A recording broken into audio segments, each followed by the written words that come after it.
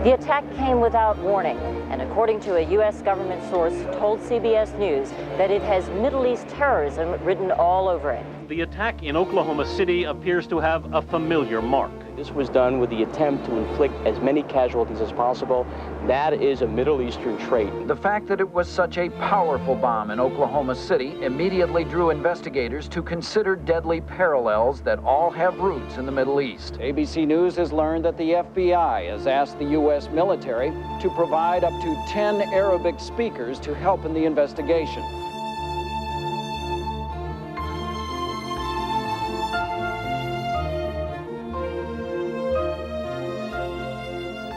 Orientalism tries to answer the question of why, when we think of the Middle East, for example, we have a preconceived notion of what kind of people live there, what they believe, how they act, even though we may never have been there or indeed even met anyone from there.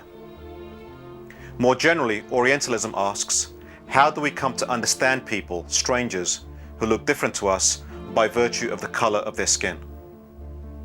The central argument of Orientalism is that the way we acquire this knowledge is not innocent or objective, but the end result of a process that reflects certain interests. That is, it is highly motivated. Specifically, Said argues that the way the West, Europe and the US, looks at the countries and peoples of the Middle East is through a lens that distorts the actual reality of those places and those people. He calls this lens through which we view that part of the world Orientalism, a framework that we use to understand the unfamiliar and the strange, to make the peoples of the Middle East appear different and threatening. At the heart of how this new American Orientalism operates is the threatening and demonized figure of the Islamic terrorist that is emphasized by journalists and Hollywood. The so-called independent media in a liberal society like this, in effect, are so lazy and are controlled by interests that are commercial and political at the same time, that there is no investigative reporting. It's just basically repeating the line of the government. Only 8 days ago, I concluded a broadcast on the World Trade Center bombing by telling you what senior U.S. law enforcement officials were telling us, that the threat of Muslim extremists operating within the United States is an ongoing danger, something we'll have to live with from now on. And repeating the lines of the people who have the most influence, for whom Islam is a useful foreign demon to turn attention away from the inequities and problems in our own society. So, as a result, the human side of the Islamic and especially Arabic world are rarely to be found. And the net result is this vacancy on the one hand, and these easy, almost automatic images of terror and violence.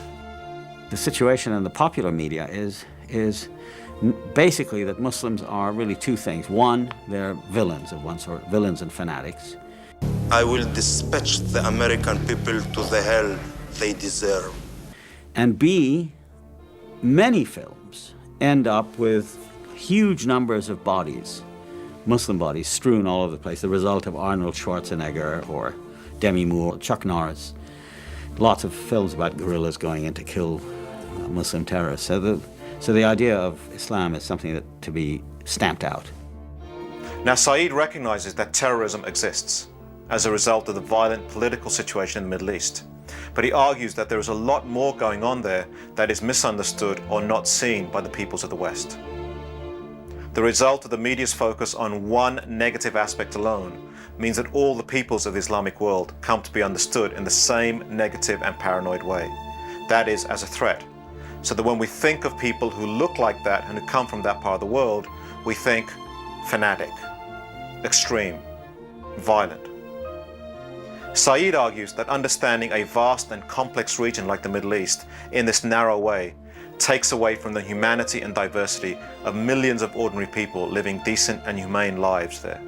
It's easy to attract attention, and certainly the media's attention, for some of the political reasons that are obvious. I mean, to discredit the Arabs, to make them seem like a threat to the West, to keep the idea around at the end of the Cold War that, you know, there are foreign devils. Otherwise, what are we doing with this gigantic military? And the result is It's very hard to find works that are sympathetic to the Arabs and Islam. Islam is seen as the enemy of Christianity, and the United States sees itself as a Christian or Judeo-Christian country in affiliation with Israel, and that Islam is the great enemy, the competitor. There's a history of that. The challenge now is the challenge. I wouldn't call it anything other than coexistence. How does one coexist with people whose religions are different, whose traditions and languages are different, but who form part of the same community or polity in the national sense? How do we accept difference without violence and hostility? And it's that attitude, I think, that we need.